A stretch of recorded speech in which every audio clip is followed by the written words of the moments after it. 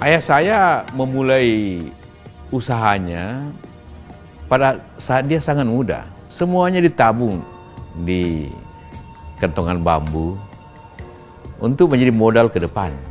Karena waktu itu belum ada bank, jadi tentu belum ada deposito. Setelah tabungannya cukup, dia membeli kedai. Kedai di depan pelabuhan Bajoe.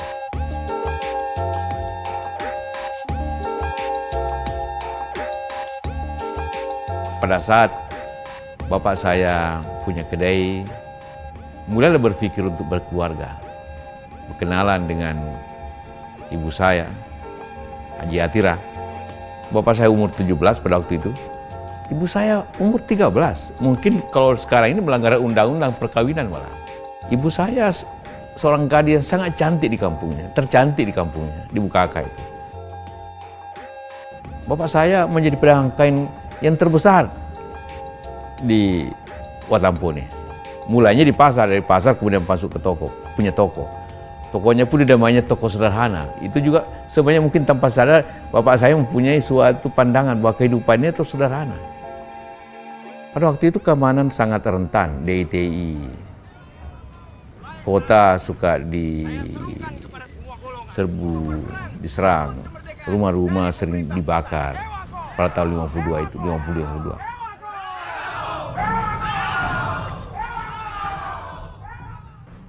Kita sekeluarga pindah ke Makassar. Saya sendiri masih tinggal di Bone untuk melanjutkan sekolah, hanya SD. Bapak saya pindah. Haji merasa kita harus siap pindah. Tapi untuk sementara, kau nggak usah ikut dulu. Haji belum tahu sesusah apa itu Makassar. Kau di sini dulu, dengan Lato, dengan Makera.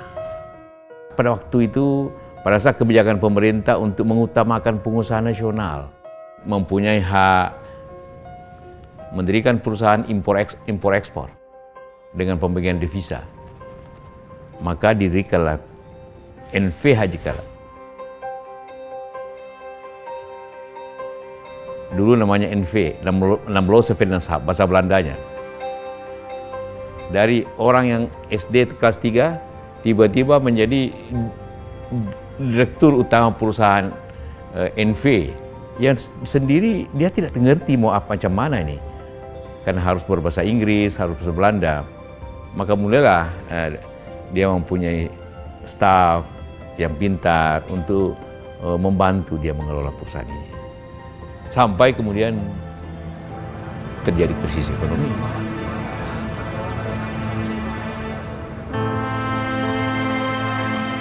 Jadi kita sekarang betul-betul tidak ada uang untuk bayar gaji. Tagihan kita macet semua, Pak Haji. Tapi saya bisa bicara sama teman-teman toh, minta pengertiannya supaya gaji ditunda sampai perusahaan punya uang. Tidak bisa. Itu hak mereka. Ya, betul itu, Pak Haji. Tapi ini Walaupun kas perusahaan betul-betul ekonomi kosong, Pak Haji. jatuh, tetap beliau punya tabungan yang dipegang oleh ibu saya. Mak, itu uang tas semua toh? Itu risikonya jadi pemimpin, Ju. Kita harus selalu siap berkorban. Bapak saya minta saya mengambil alih atau mengendalikan perusahaan dengan pangkat direktur pegawai 1 orang.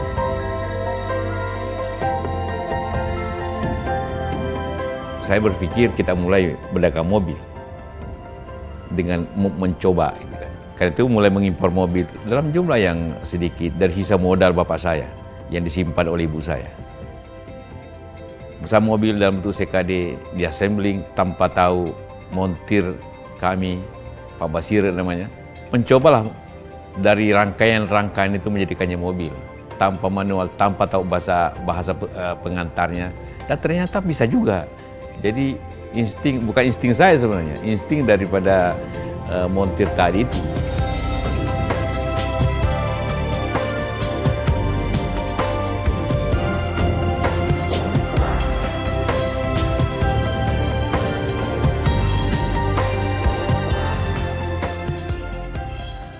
Kita sudah kuat di bidang otomotif. Kita kuat di bidang sektor konstruksi.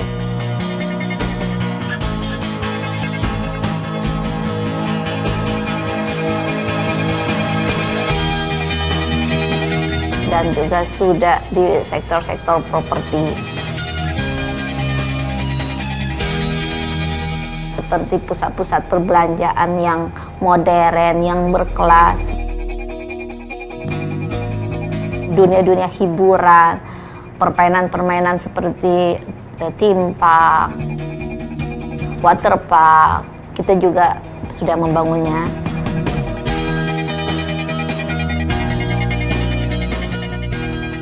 Kita juga memperluas wilayah-wilayah pengembangan kita. Misalnya penyediaan aspal. Yang itu ada sudah 8 terminal insya Allah sedang proses pembangunan.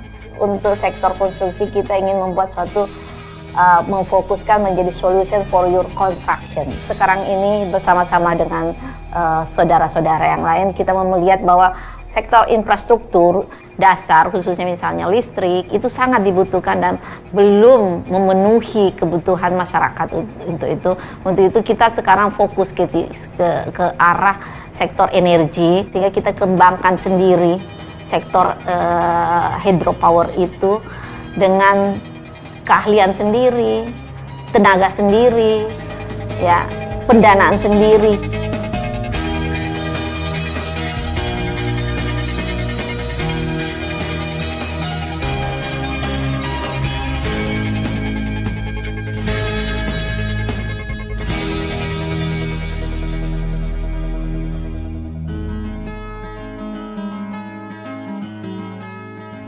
Bangsa ini bangsa yang besar. 240 juta penduduk. Pasti membutuhkan banyak hal, membutuhkan banyak komunitas hasil produk-produk. Karena itu pasti industri dan perdagangan sangat penting. Hasil pertanian sangat penting dikelola dengan baik. Juga membutuhkan lapangan kerja. Ini memberikan optimisme kepada kita semua bahwa bergerak di bidang ekonomi, di bidang usaha, itu adalah salah satu kontribusi yang sangat besar untuk kemajuan bersama. Dan mempunyai potensi karena punya pasar yang luas. Nah, filosofi ini tentu harapan ini menjadi bekal kita semua. Jadi pengembangan ekonomi bagi kami semua ialah harus bersama masyarakat. Jadi kalau ingin menjual sesuatu produk, maka masyarakat harus dimajukan juga secara bersamaan. Karena tanpa masyarakat yang maju, tidak mungkin dia membeli mobil contohnya, tidak mungkin membeli traktor pada waktu itu, tidak mungkin membeli rumah di mana kita juga membangun perumahan seperti itu. Membikin hotel atau mall tidak mungkin tanpa masyarakat yang maju. Jadi secara bersamaan ini dua-duanya secara bersamaan kita majukan. Itulah prinsip-prinsip pokok yang kami jalankan. Jadi selalu pikirannya kemajuan masyarakat akan memajukan usaha itu sendiri. Dan kemajuan usaha harus memajukan masyarakat. Kedua-duanya harus berjalan setara. Inspirasi-inspirasi pendiri baik dari almarhum Haji Kala, Haji Atira, maupun Pak Yusuf Kala sendiri, ya, menjadi bagian daripada pekerjaan kita. Nah, pada saat saya mengelola itu, saya membuat sesuatu yang lebih terstruktur, ya. Saya bisa mengambil dari kata kala itu sendiri. Hanya itu kerja ibadah itu sudah menjadi darah daging. Agama selalu menjadi dasar hidup, dan hidup itu berarti juga dasar pada saat berusaha. Artinya usaha itu dikembangkan dengan niat ibadah. Kita juga terinspirasi daripada almarhum Ibu Atira. Dan bagaimana dia melayani pelanggan-pelanggannya, mengapresiasi, melayani orang, servisnya dia itu sangat-sangat timbul dari hati. Ibu saya juga berdagang sutra di rumah. Bagaimana ibu saya melayani pelanggannya seperti tamu yang sangat terhormat. Di samping itu dalam hal kualitas jangan ada yang coba untuk mengurangi baik kualitas atau ukuran waktu jagang kain. Tidak boleh ada yang kurang, lebih boleh, kurang tidak. Itu prinsip yang diajarkan kepada kita semua. Sehingga menjaga pelanggan, menjaga amanah itu jauh lebih penting daripada hal-hal yang lain. Pak Yusuf juga telah menginspirasi kami dalam bekerja dan sudah menjadi tagline juga dalam waktu kampanyenya lebih cepat lebih baik. Suatu motivasi yang sangat produktif membuat kita juga selalu bisa continuous improvement, karena kita juga mengambil lebih baik itu untuk selalu mencari yang terbaik. Kemudian ya, kita harus bekerja bersama dalam suatu kegiatan teamwork yang saya katakan aktif bersama.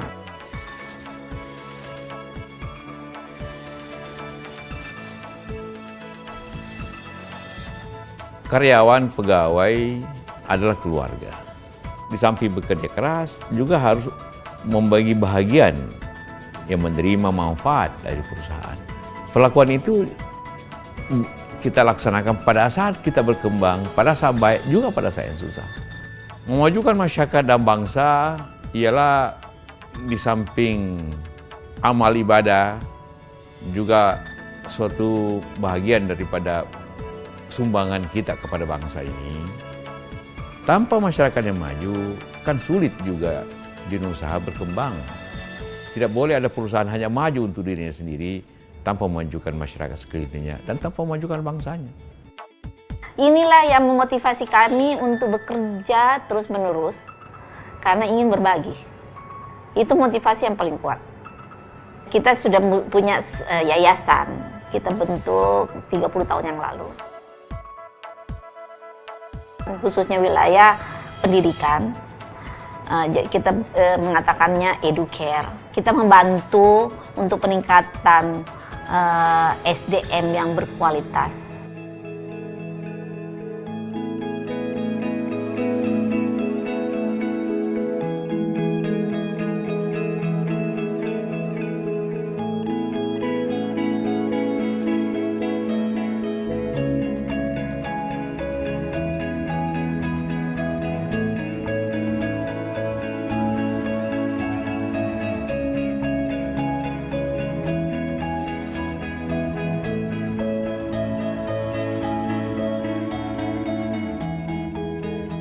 Bagaimana meningkatkan pengetahuan umat ataupun juga kegiatan-kegiatan umat khususnya Islam, itu kita bilang Islamic Care.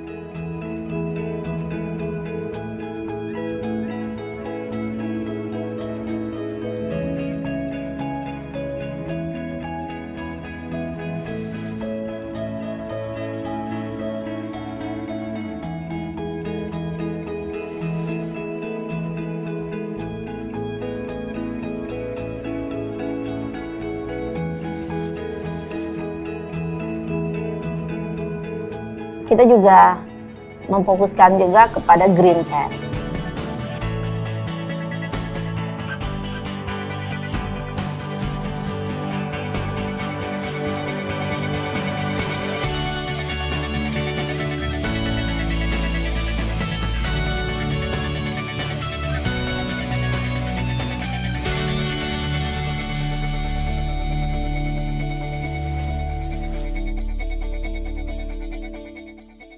Community care juga kita perhatikan, bagaimana meningkatkan taraf hidup masyarakat ke arah yang lebih baik lagi.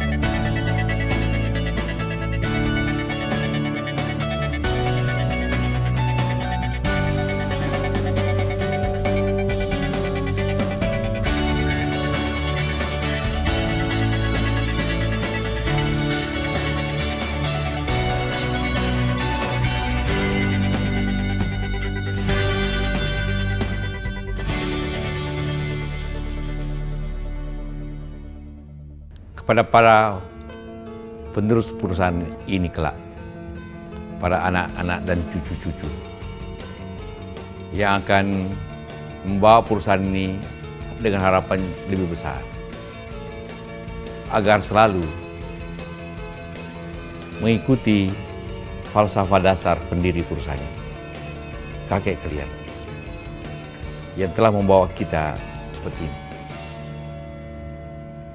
Dan terima kasih kepada seluruh karyawan, para staf, direksi, yang telah menjalankan perusahaan ini dengan sebaik-baiknya.